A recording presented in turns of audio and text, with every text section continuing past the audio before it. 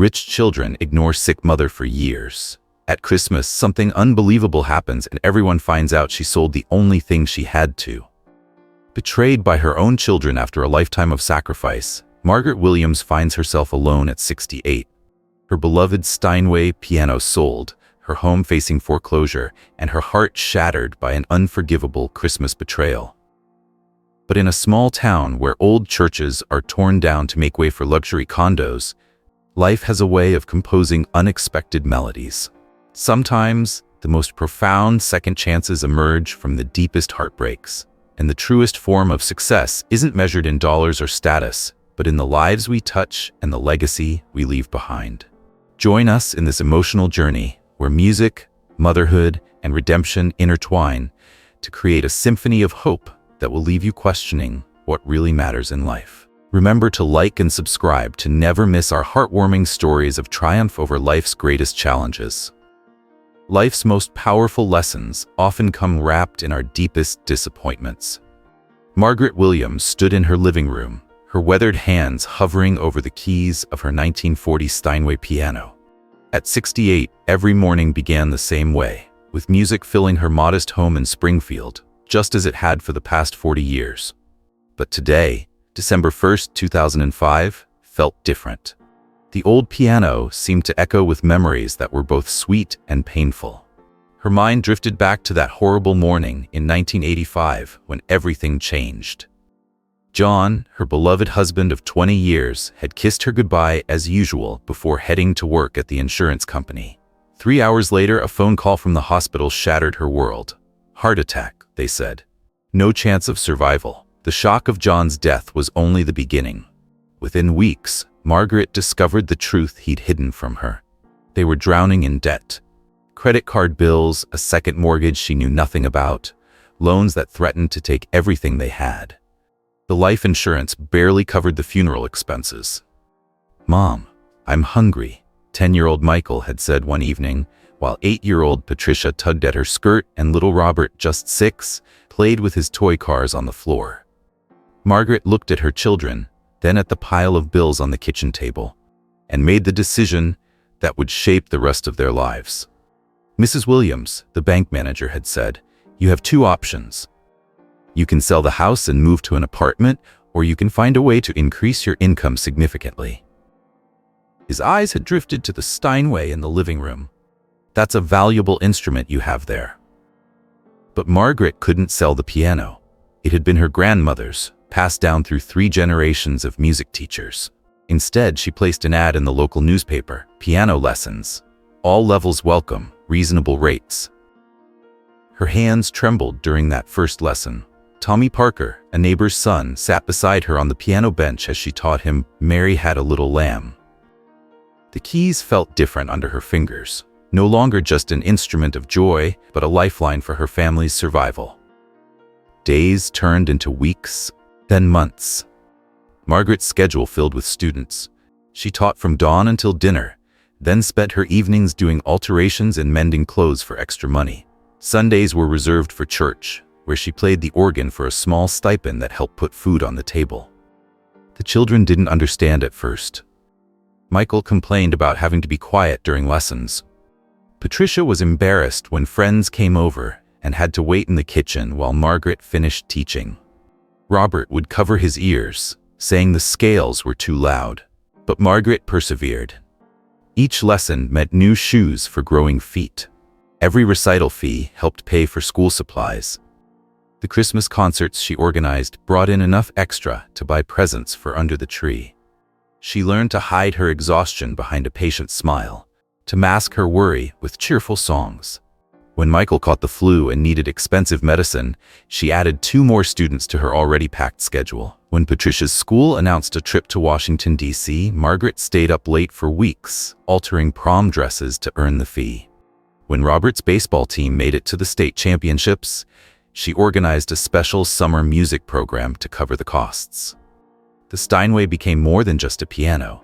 It was Margaret's partner in survival, her silent guardian watching over the family.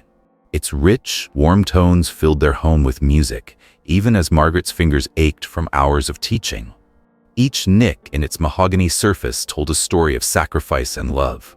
Now, 20 years later, Margaret's fingers still found their way to the keys every morning, playing the same Bach prelude that had been her grandmother's favorite. The music still filled the house, but something had changed. Her children were grown, successful in their chosen paths. Michael was a plastic surgeon in Los Angeles, Patricia a corporate lawyer in New York, and Robert a rising star at a Chicago investment bank. The piano had given them everything: education, opportunities, a future. But as Margaret played the final notes of the prelude, she couldn't help wondering if somewhere along the way, between the lessons and the sacrifices, something precious had been lost. The years after John's death tested Margaret's strength daily. Teaching piano from dawn to dusk wasn't enough. The bills kept coming. Each month brought new challenges: property taxes, medical insurance, school expenses. She started taking in sewing work after her last student left, often working until midnight under a dim lamp at the kitchen table. What her children never knew was how often she skipped meals to make sure they had enough. When Michael needed new glasses, she pawned her wedding ring. When Patricia's teeth required braces, she sold her mother's antique china. For Robert's dyslexia tutoring, she gave up her life insurance policy. "Mom, you look tired," Michael said one morning during breakfast. Margaret just smiled, hiding the fact that she'd been up all night with chest pains. The doctor had warned her about her blood pressure, but medication wasn't in the budget. Instead, she drank herbal tea and prayed the symptoms would pass. The teenagers brought their own challenges. Michael, now in high school, started avoiding his friends when they came over for lessons. "Can't you get a normal job?" he asked one day, slamming his bedroom door. "Everyone knows we're poor. It's embarrassing having people walk through our living room all day." Patricia was worse. At 14, she developed a sharp awareness of social status. "Why can't I have new clothes like everyone else?" she'd cry, holding up dresses Margaret had altered from thrift store finds. "I hate being the charity case." Even 11-year-old Robert joined the chorus of complaints. "The other kids make fun of my old backpack," he muttered one morning. "Jason says only poor people shop at discount stores." Each word stung, but Margaret kept teaching. What her children couldn't understand was that every student who walked through their door brought them closer to college tuition, to opportunities, to a better life. Then something unexpected happened. Word spread about Margaret's teaching methods. Parents noticed how her students consistently won competitions. Local music teachers started referring their challenging cases to her. "Mrs. Williams has a gift," they'd say. "She can teach anyone to play." Her reputation grew. Soon, families from wealthy neighborhoods were calling, willing to pay premium rates for lessons. The prestigious Springfield Music Academy offered her a part-time position teaching advanced students. But success brought new wounds. As her teaching schedule expanded, she saw less of her children. Michael joined every after-school club he could find, coming home only for dinner. Patricia spent weekends at friends' houses, avoiding the constant stream of students. Robert buried himself in video games, blocking out the sound of scales and arpeggios. Margaret tried to bridge the growing gap. She attended every school event she could, though it meant rescheduling lessons and losing income. She saved for special birthday presents, going without new shoes for months. She helped with homework late into the night, despite her exhaustion. The breaking point came during Michael's junior year. He'd been accepted into an advanced science program at school, with a chance to intern at the local hospital. "The program fee is due next week," he announced at dinner, sliding the form across the table. Margaret looked at the number and felt her heart sink. It was more than a month's mortgage payment. "I'll figure something out," she promised. That night, after the children were asleep, she pulled out her grandmother's sapphire necklace, the last valuable thing she owned, besides the piano. The next day it was gone, and Michael's program fee was paid.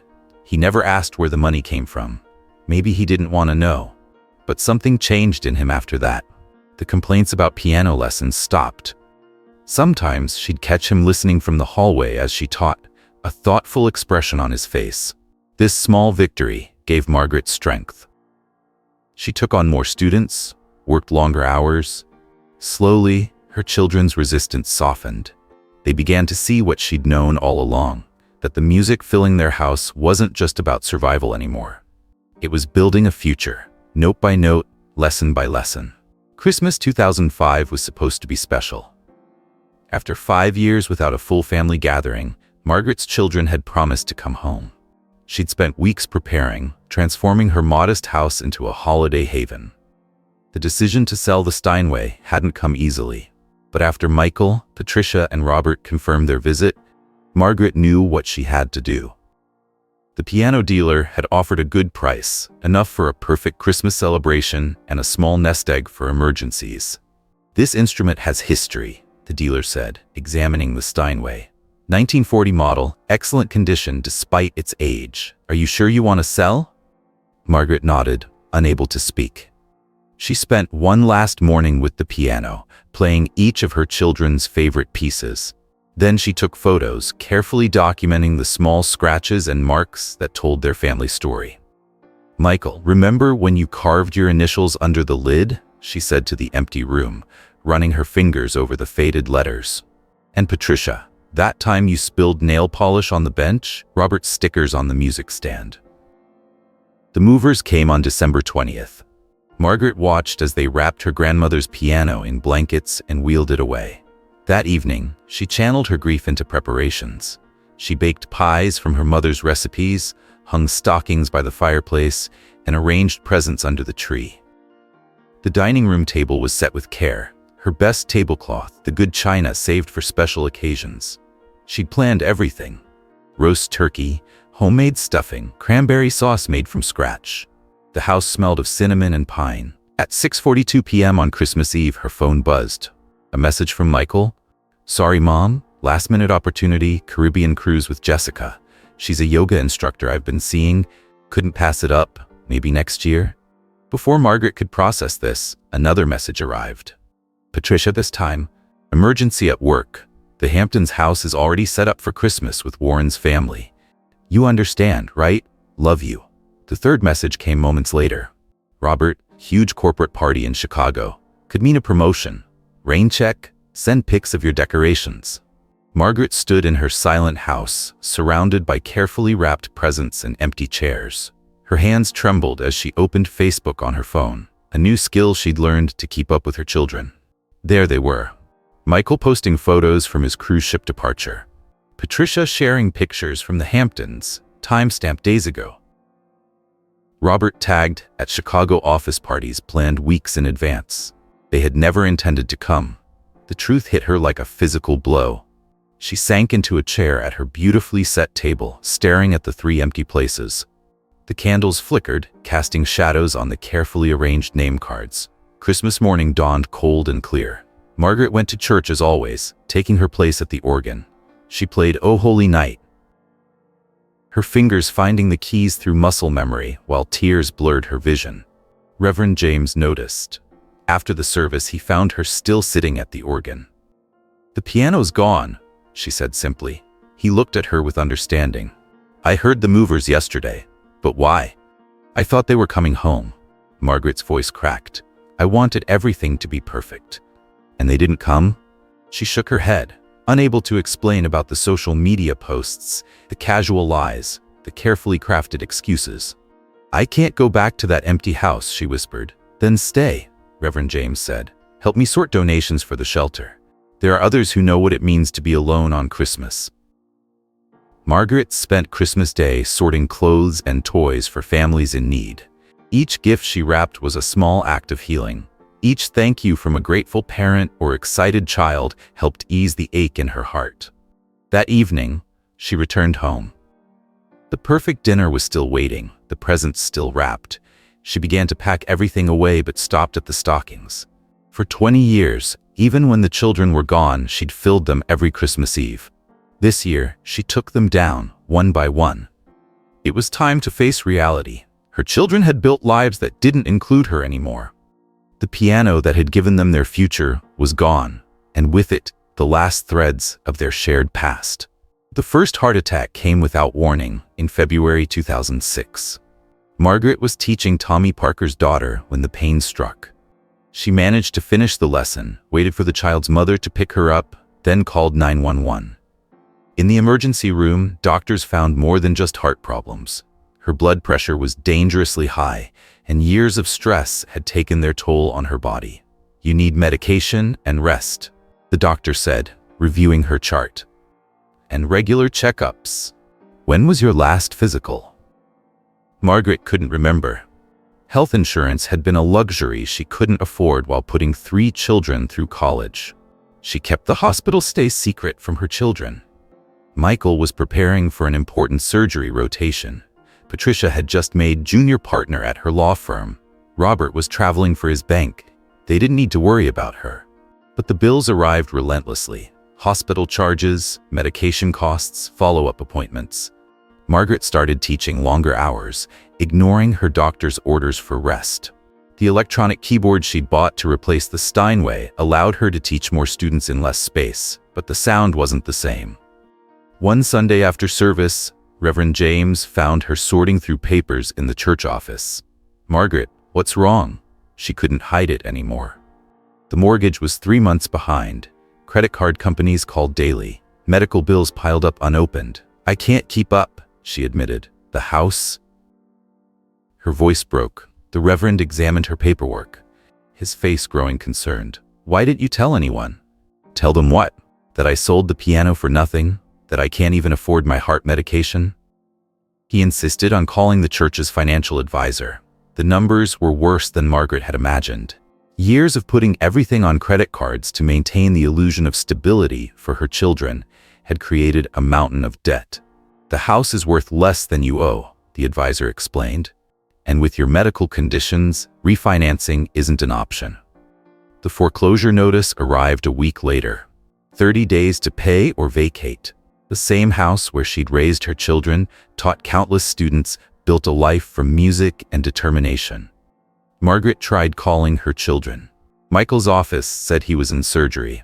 Patricia's assistant promised to pass along the message. Robert's phone went straight to voicemail. She left careful messages, not mentioning the foreclosure or her health, just asking them to call when they could. They never did. The electronic keyboard moved to her bedroom as Margaret started renting out the living room to a local book club. She took online teaching jobs despite barely understanding the technology. Every dollar went to medications and mortgage payments. Her students noticed the changes. Parents whispered about her increasing fatigue, the trembling in her hands. Some transferred their children to other teachers. Each loss meant less money for bills, creating a downward spiral she couldn't escape. Reverend James watched with growing concern. He saw Margaret's car parked outside the church at odd hours. Knew she was sleeping there sometimes to save on heating costs at home. "The church has an assistance fund," he offered. Margaret refused. "I put 3 children through the best schools in the country. I can manage." But managing meant skipping doses of medication, eating less, working through exhaustion. The second heart attack hit during a Sunday service. Margaret fought to finish the hymn, her vision blurring as her fingers found the organ keys. This time, she couldn't hide it. The collapse was public, dramatic. Church members called ambulances, contacted her children, organized meal trains. But by the time she returned home, the foreclosure clock was still ticking, and her children's silence remained unbroken. The only response came from Patricia's assistant, a generic fruit basket delivered to the hospital. The card read, "Get well soon," in printed text, without even a signature. Margaret taped the foreclosure notice to her bedroom wall, next to the family photo from Michael's medical school graduation. In the picture, they were all smiling, proud, successful. Everything she'd sacrificed for. Now, sitting at her electronic keyboard in the darkness, playing silently with headphones to avoid disturbing the neighbors, she wondered if she had any strength left to fight. Spring 2007 brought Patricia's wedding invitation, not from Patricia herself, but from Warren's family's event planner.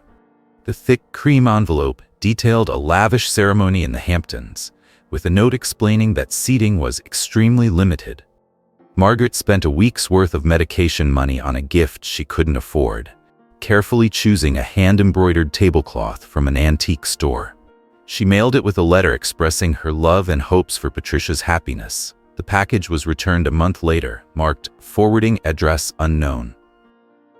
Later, she found photos of the wedding on Facebook. Patricia looked beautiful in her designer dress, surrounded by New York socialites. The ceremony had over 300 guests. In none of the pictures could Margaret spot her gift on any of the display tables.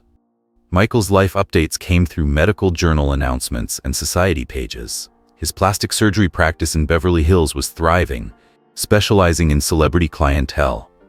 He gave interviews about his self-made success and rising from humble beginnings through hard work. Robert's promotion made the financial news. At 32, he became the youngest vice president in his bank's history. The article mentioned his natural talent for numbers, but nothing about the years of expensive tutoring that had helped him overcome his dyslexia. Margaret kept trying to reach them. She sent birthday cards, Christmas greetings, even attempted to learn texting. Most messages went unanswered. The few replies were brief, distant, always too busy for calls. Then came the Facebook post that stopped her heart. Patricia holding a tiny baby, the caption announcing Margaret's first grandchild. Born 3 weeks ago. She hadn't even known her daughter was pregnant. Meet Charlotte Warren III, the post read, named after her paternal grandmother. The comments section overflowed with congratulations, friends and family sharing their joy, stories of visiting the baby, plans for christening ceremonies. Margaret's simple, "Congratulations, sweetheart, she's beautiful," went unliked, unanswered. The hip problem started that winter. Years of sitting at the piano had taken their toll. Teaching became agony, each movement sending sharp pains through her body. Still, she pushed through until one morning she couldn't get out of bed. The surgery couldn't wait. Margaret used the last of her savings and maxed out her remaining credit card. The hospital stay was lonely, the recovery room filled with other patients receiving flowers, cards, visitors. Her small table remained empty until day 3, when identical bouquets arrived from all 3 children, ordered from the same online service. "Thinking of you," the printed cards read. No personal messages, no calls, no visits. The community stepped in where her family didn't. Her students' parents organized a meal schedule. Church members took turns driving her to physical therapy. The local grocery store started delivering without charging fees. A social worker visited, concerned about her living situation. "There are assistance programs," she explained, "and your children could be legally responsible for some care costs." Margaret shook her head. They have their own lives. Recovery was slow. Unable to teach regular lessons, she lost more students. The electronic keyboard gathered dust as she struggled with basic movements. Bills multiplied. Collection agencies called constantly. One afternoon, checking her mail with shaking hands, she found a birth announcement for Michael's son. 2 months old already. Another grandchild she'd never meet. That night, Margaret sat in her darkened living room, surrounded by unopened medical bills and collection notices. On her phone, she scrolled through her children's social media lives, their vacations, achievements, growing families, lives that had no room for a piano teacher mother who had given everything to get them there. The physical therapy exercises hurt, but the silence hurt more. Each unanswered message, each holiday alone, each milestone missed carved new wounds in her heart. The children she'd raised with music and sacrifice had composed their own songs, melodies that played in keys she couldn't reach anymore. She taped the birth announcements next to the foreclosure notice, creating a wall of paper memories. Sometimes late at night, she'd play silent scales on her unforced keyboard, remembering when her home had been full of real music, real family, real love. By 2008, Traditional Chapel of Springfield faced its own crisis. The aging congregation dwindled as younger families moved to megachurches in the suburbs. The new pastor, Reverend Thomas, arrived with plans for modernization. "We need to attract a younger demographic," he announced during a board meeting. "The organ music is outdated. We're thinking of starting a praise band." Margaret sat quietly as the board discussed replacing Sunday hymns with contemporary worship songs. The organ she'd played for 20 years was deemed too traditional and not relevant. "Mrs. Williams," Reverend Thomas said, "perhaps you could learn to play keyboard with the band." She tried. Every Wednesday evening she practiced with teenagers playing electric guitars and drums. The music felt foreign under her fingers. After 3 weeks, the band leader suggested they go in a different direction. Meanwhile, troubling news about her children began surfacing. A patient filed a malpractice suit against Michael, claiming he'd performed unnecessary surgeries for profit. The local news ran stories about celebrities demanding refunds, showing pictures of botched procedures. Patricia's legal troubles started with whispers. Former clients complained about leaked confidential information that appeared in competitors' strategies. The SEC launched an investigation into insider trading. Her law firm put her on administrative leave. Robert's bank faced federal auditors. Anonymous tips suggested years of fraudulent reports, inflated numbers, and hidden losses. His name appeared in internal memos questioning suspicious transactions. Margaret learned all this through news articles and social media gossip. Her children still didn't call, even as their carefully built worlds began crumbling. The church changes accelerated. The organ was moved to make room for speakers and sound equipment. Margaret's playing time was reduced to early morning services, then just holidays. Her small stipend disappeared from the budget. "It's nothing personal," Reverend Thomas explained. "We're restructuring for growth." The same week, Margaret received notice that her mortgage had been sold to a new bank. Her payment plan was canceled. They wanted the full balance, or foreclosure would proceed. She tried calling Patricia for legal advice. The office said she was on extended leave. Michael's clinic directed her to his lawyer. Robert's phone was disconnected. More allegations emerged. Michael's former nurse went public about falsified records. Patricia's junior associates provided evidence of document shredding. Robert's colleagues testified about cooked books and phantom accounts. Margaret watched their downfall through headlines and tweets. Each story felt like a personal failure. Had she taught them the wrong values? Had her sacrifice somehow warped their understanding of right and wrong? The church board called a special meeting. Attendance was down 40%. Young families wanted contemporary services. The building needed expensive repairs. "We're considering selling the building," Reverend Thomas announced. "Several developers are interested in the property." "But what about our history?" Margaret asked. "The weddings, funerals, christenings." "History doesn't pay bills, Mrs. Williams." That Sunday, playing the organ for a nearly empty church, Margaret felt the weight of change crushing her world. The familiar hymns echoed through the space where she'd marked life's moments. Her children's confirmations, John's funeral, countless Christmases. Now her children faced public disgrace. The church that had been her sanctuary planned to sell itself to developers. Even the music she'd devoted her life to was deemed obsolete. At home, she opened her laptop to find more news. Michael's medical license was under review. Patricia's firm had terminated her partnership. Robert's bank announced a major internal investigation. The children who'd once played beneath the Steinway while she taught had grown into adults she didn't recognize. The success she'd sacrificed everything for had been built on lies and shortcuts. Margaret placed her hands on the electronic keyboard, but no sound came.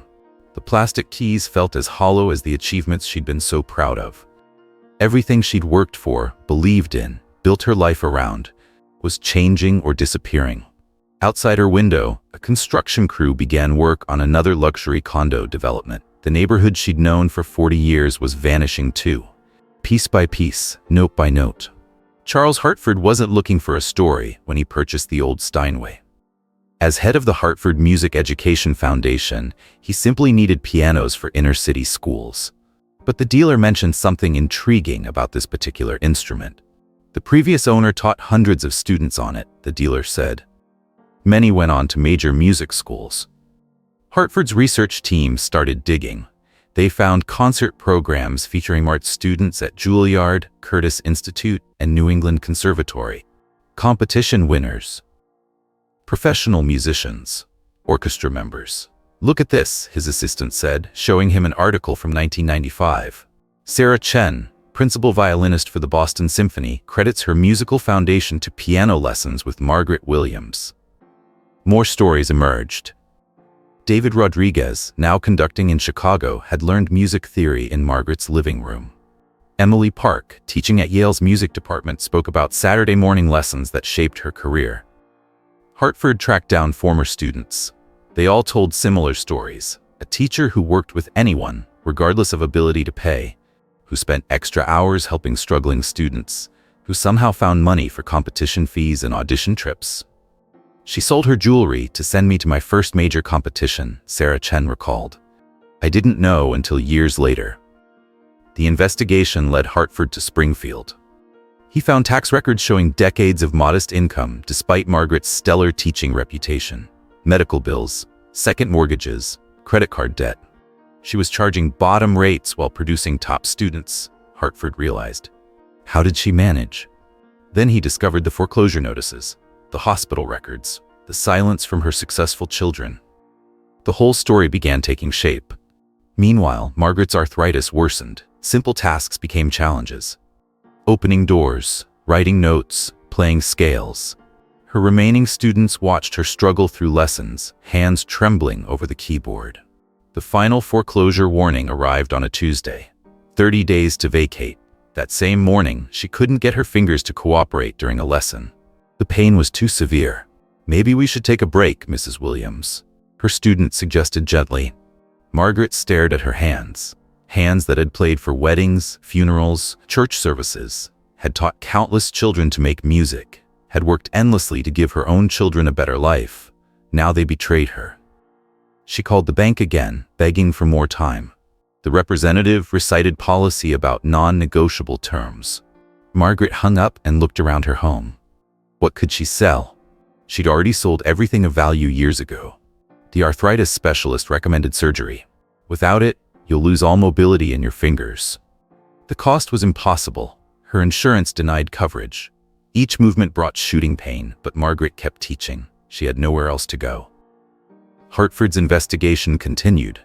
He learned about the church's plans to sell, about Margaret's reduced role there, about the electronic keyboard replacing the Steinway she'd been forced to sell. Former students shared more stories. Christmas recitals where every child got a small gift, somehow, even in lean years. Theory books appearing mysteriously for those who couldn't afford them. Extra lessons at no charge for talented students needing competition preparation.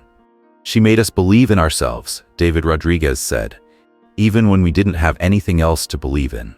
Hartford sat in his Boston office, surrounded by documents telling Margaret's story.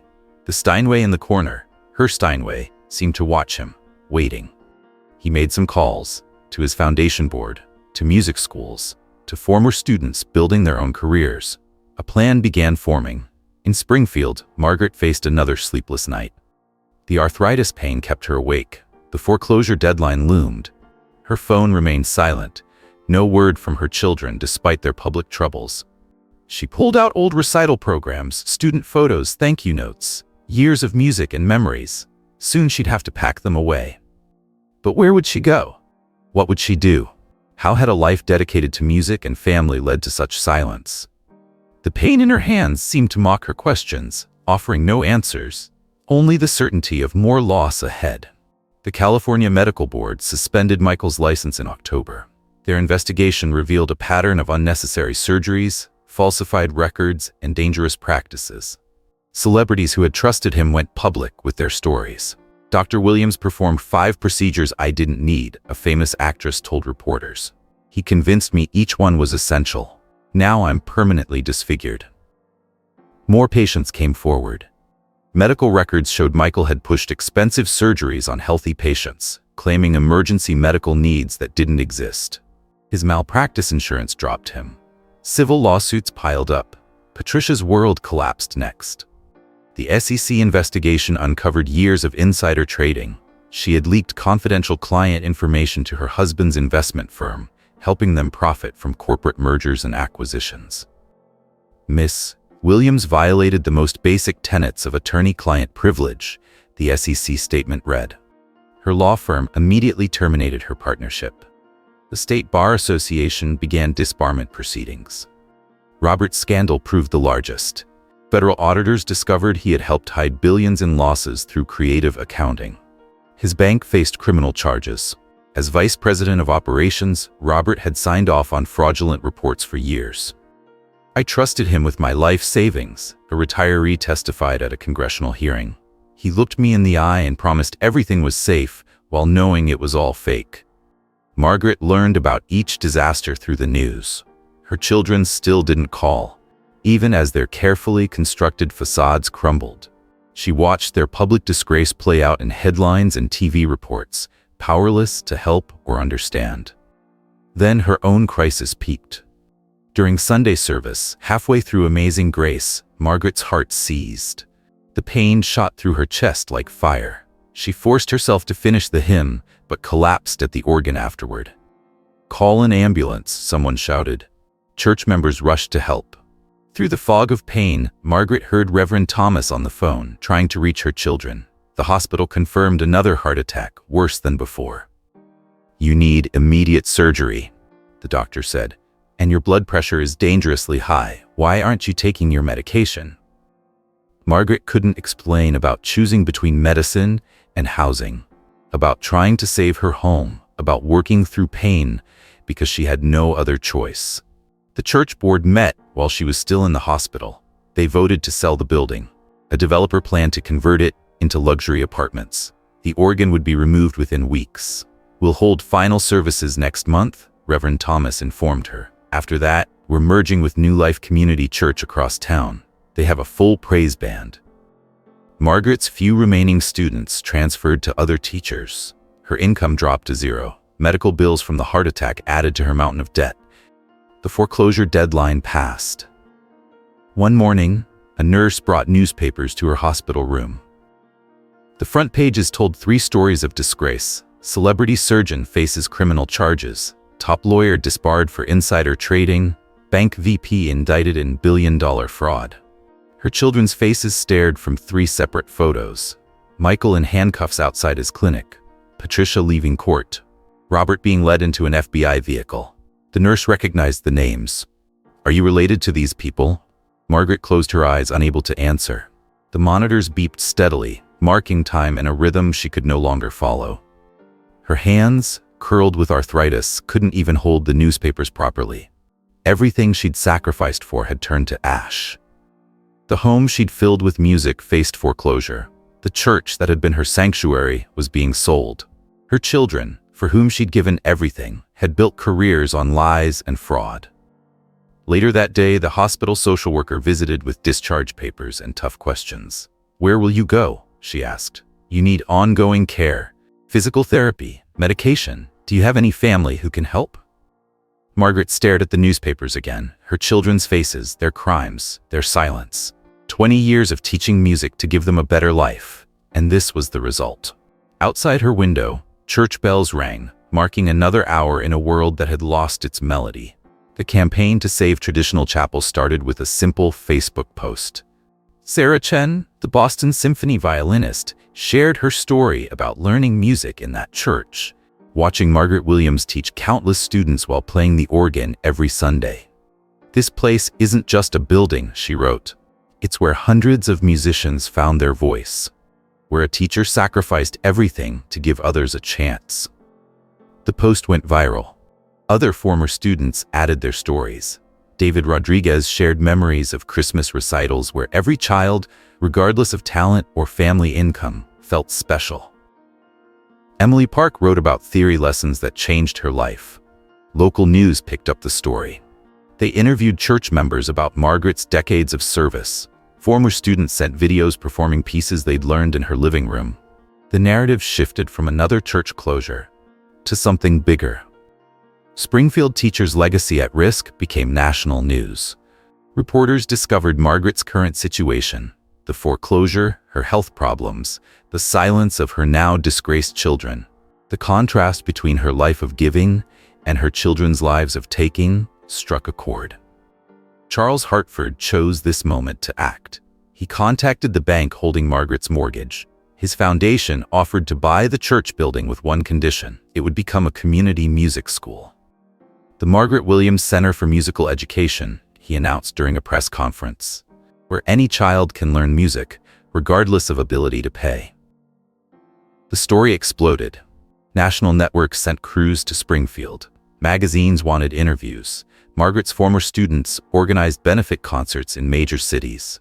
The same classical music world she'd helped build now rallied to save her legacy. In their separate crises, her children couldn't escape the coverage. Michael saw it in his jail cell, awaiting trial. Patricia watched from her empty Hamptons house, her husband having left after her indictment.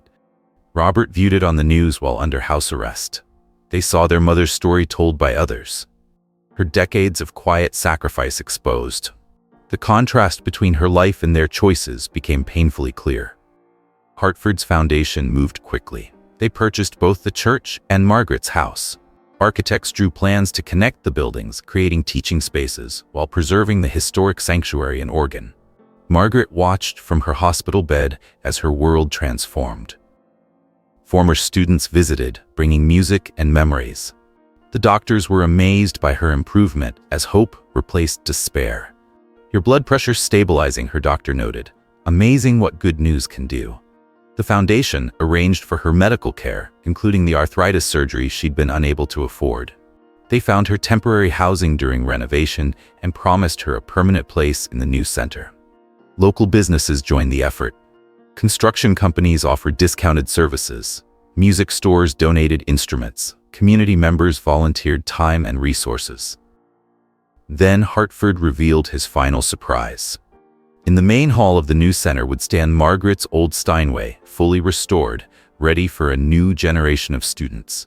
"This piano has a story to tell," he said during another press conference. "Like its original owner, it's about second chances and never giving up." Margaret's former students organized a benefit concert series. Sarah Chen played violin at Carnegie Hall. David Rodriguez conducted in Chicago. Emily Park performed in Boston. All proceeds went to the center's scholarship fund.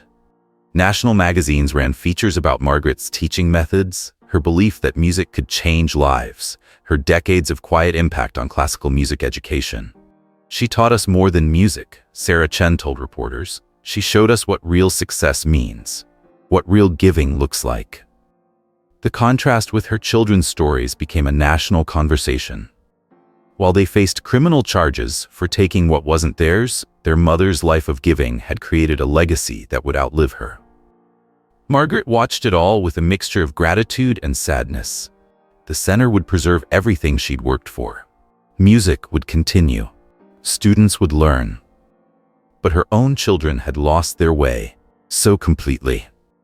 As workers began renovating the church, Margaret stood in the sanctuary one last time before construction. The organ pipes gleamed in the sunlight. Soon this space would be filled with new music, new dreams, new possibilities. She placed her hands on the organ keys, remembering all the hymns, all the students, all the years. Something that had felt like an ending was becoming a beginning instead. The truth about the Steinway's sale emerged during a 60 Minutes interview. The dealer who'd bought it revealed how Margaret had initially refused his offer, even when facing foreclosure. "She only sold when her children promised to come home for Christmas," he said. "She wanted one last perfect family holiday." The interviewer asked about the price. She took far less than it was worth. She was desperate to make their visit special. The segment then showed Margaret's Facebook messages from that Christmas, her children's excuses, and their social media posts proving they'd never planned to come. The contrast between her sacrifice and their deception was stark. More revelations followed. A former nurse from Michael's practice came forward. She described overhearing his phone conversation with Patricia the day Margaret had her first heart attack.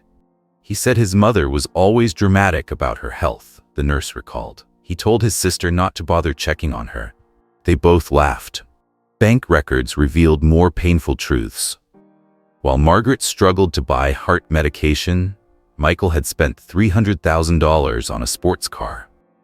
As she faced foreclosure, Patricia had renovated her Hamptons house. During her hospital stays, Robert had vacationed in Europe. The most damaging evidence came from their own words. Prosecutors released emails between the siblings discussing their mother's situation. "Mom's calling about money again," Patricia had written. "Just ignore her. She'll figure something out. She always does." Robert's response was equally cold. "She should sell that house. It's embarrassing having a piano teacher for a mother anyway." Michael's reply completed the picture. "Let her struggle. Maybe she'll finally learn she can't fix everything with music and guilt." These revelations hit Margaret hard. She'd always made excuses for their absence, blamed their busy lives, told herself they didn't know how difficult things were. Now she faced the truth. They had known. They simply hadn't cared. Hartford found more evidence in the Steinways' history. Margaret had been offered triple the price she accepted from a collector. She'd turned it down because that buyer wanted immediate removal, and she'd promised her children Christmas around the piano. She chose family over financial security, Hartford explained to reporters. She always did. The story sparked a national debate about family obligations, aging parents, and the cost of success. Social workers cited Margaret's case in congressional testimony about elder care. Medical journals discussed how her untreated health issues reflected a larger crisis in healthcare. Margaret's former students shared their own revelations. How she'd worked through pneumonia to help them prepare for auditions. How she'd sold family heirlooms to fund their competition fees. How she'd spent nights sewing concert clothes for students who couldn't afford them. She never told us where the money came from, Sarah Chen said. She just made sure we had what we needed to succeed. Inside their respective legal troubles, Margaret's children watched their family's private pain become public discourse. Their own children asked questions they couldn't answer. Their spouses and friends distanced themselves, disgusted by the revelations. Margaret struggled with these truths becoming public. She hadn't wanted her children's cruelty exposed. Even now, she tried to protect them. They made mistakes, she told reporters, but they're still my children. This response only highlighted the contrast between her grace and their callousness. Public sympathy for Margaret grew, while condemnation of her children intensified. The final revelation came from Hartford himself. He discovered letters Margaret had written to her children over the years, never sent, filling a box in her closet. Each detailed her love, her hopes, her willingness to help despite her own struggles. "I'll always be here," she'd written repeatedly, "no matter what." The letters, spanning decades, told a story of unconditional love met with calculated indifference, of sacrifice answered with selfishness, of a mother who never stopped believing in her children, even as they betrayed every value she'd tried to teach them. Margaret read these private thoughts on national television, her voice steady despite the pain. She hadn't known the letters would be found, hadn't intended anyone to see her heart so exposed. But now the truth was inescapable. For her children, for everyone watching.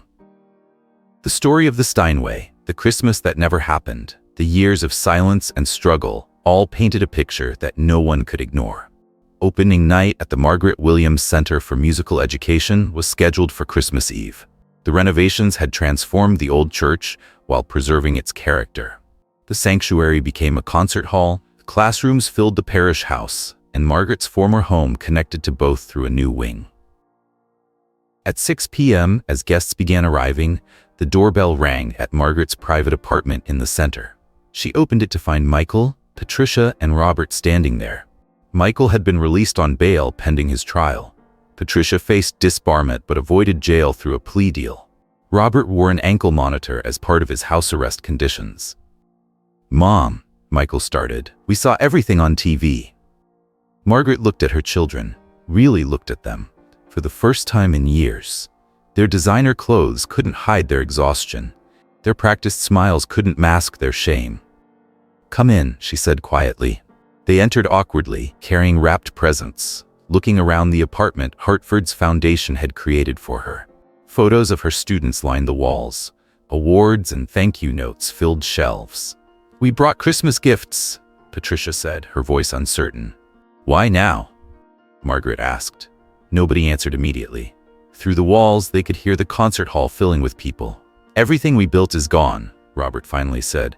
"Our careers, our reputations, our money, we have nothing left." "And that's why you're here?" Margaret's voice remained calm. "Because you have nowhere else to go?" Michael stepped forward. "We saw the interviews, the letters, what you did for us, what we did to you." "The Steinway," Patricia added. "That last Christmas, we didn't know." "You didn't want to know," Margaret corrected. "There's a difference." The concert's opening announcements began filtering through the walls. Hartford was introducing the evening's program. "We can skip the concert," Robert offered. "Stay here. talk, try to fix things. Margaret shook her head. I'm performing tonight. I have students counting on me. But we're your children, Michael protested. Yes, you are. And I love you. I always will. But love doesn't mean ignoring the truth. You're here because you lost everything. I'm here because I never lost sight of what really matters. She led them to the concert hall, where hundreds of people filled the pews. Students, parents, community members, reporters, all there to celebrate the center's opening. Hartford introduced Margaret to thunderous applause. She took her place at the restored Steinway, her Steinway, now gleaming on stage. Her children sat in the back row, watching as she began to play Silent Night. The same song she'd played that Christmas when they didn't come home. The same piano she'd sold, trying to create one perfect family holiday. But this time, she wasn't alone. Students joined her on stage, young violinists, cellists, vocalists she'd helped train.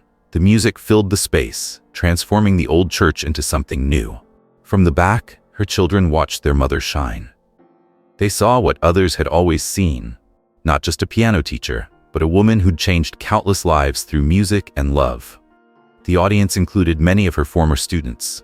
Sarah Chen played a violin solo. David Rodriguez conducted the student orchestra. Emily Park accompanied younger students. After the concert, people crowded around Margaret, sharing stories, expressing gratitude. Her children stood awkwardly at the edges, witnessing the legacy their mother had built while they were busy chasing wealth and status. Hartford announced the center's scholarship program, named after Margaret. The foundation would provide free music education to underprivileged students, continuing the work she'd done quietly for decades. As the evening ended, Margaret's children approached her again. "Can we try to make things right?" Patricia asked. Margaret looked at them thoughtfully. "That depends on whether you've learned the difference between having everything and having what matters." They left that night understanding that forgiveness wouldn't come easily. It would take more than one visit, more than apologies, more than presents. It would take proving they'd finally learned the lessons their mother had spent a lifetime trying to teach. The Steinway's music echoed in the empty hall, a reminder of both what had been lost and what had been found. The reception after the concert filled the center's main hall. Hartford unveiled an exhibition showcasing the history of traditional chapel and Margaret's teaching legacy. Glass cases displayed old recital programs, student photos, and competition medals. In one corner, 3 Christmas stockings hung on display, the ones Margaret had filled every year despite her children's absence. Beside them, a plaque told the story of that last Christmas when a mother sold her beloved piano, hoping to bring her family home. Michael, Patricia, and Robert stood before the display, reading their own story through others' eyes. "Every Christmas," Michael said quietly, "even after we stopped coming." Hartford approached them. "Your mother never gave up on you. Now the question is, what will you do with that knowledge?" He explained his plans to expand the program to other cities. The foundation would create similar centers in underserved communities, using Margaret's teaching methods as a model. "We need people to help," he said. "People who understand the cost of wrong choices and the value of second chances." The siblings exchanged glances. They had skills: Michael's medical training, Patricia's legal knowledge, Robert's financial expertise. Skills they'd once used for personal gain could serve a different purpose.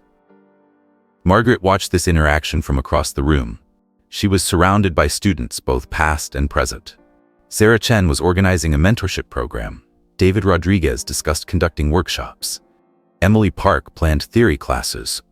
A young girl approached Margaret holding sheet music. "Mrs. Williams, can you help me with this passage?" Without hesitation, Margaret sat at a practice piano. Her fingers, recently healed from surgery, moved smoothly over the keys. The arthritis pain had faded, allowing her to teach again. Her children observed this simple moment. Their mother doing what she'd always done, sharing music with someone eager to learn. Hartford announced the center's scholarship program. Every Christmas, they would select a talented student who couldn't afford lessons. The scholarship would cover full music education through college. "This continues Mrs. Williams's legacy," he said, "making sure money never stops a child from pursuing music." The first scholarship recipient was Tommy Parker's granddaughter, a connection to Margaret's first student after John's death. The circle felt complete. Reporters asked Margaret about her children's presence, about forgiveness, about family. "Healing takes time," she answered. "Just like learning music, you can't skip the difficult parts." Later, as the reception ended, her children helped clean up. It was a small gesture, but a beginning.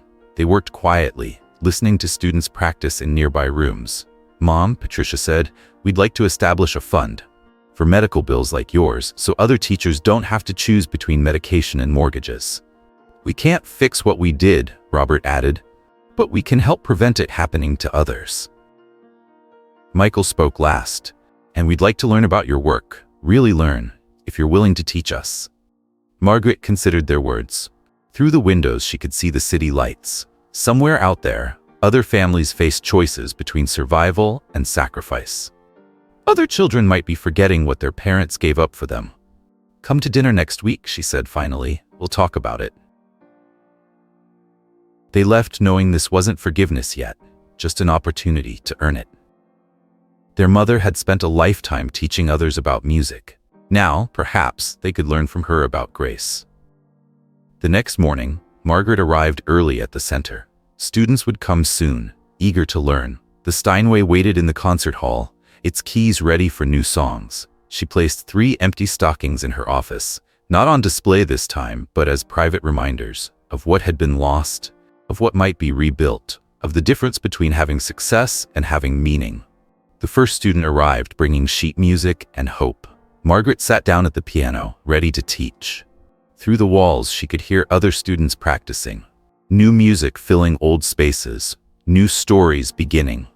Outside her window, snow began to fall on Springfield. Christmas was coming again, but this time, the music wouldn't stop. Did this story touch your heart? Share your thoughts in the comments below and let us know if you have similar experiences with family, forgiveness, and second chances. Don't forget to like this video and subscribe to our channel for more touching stories that remind us what truly matters in life.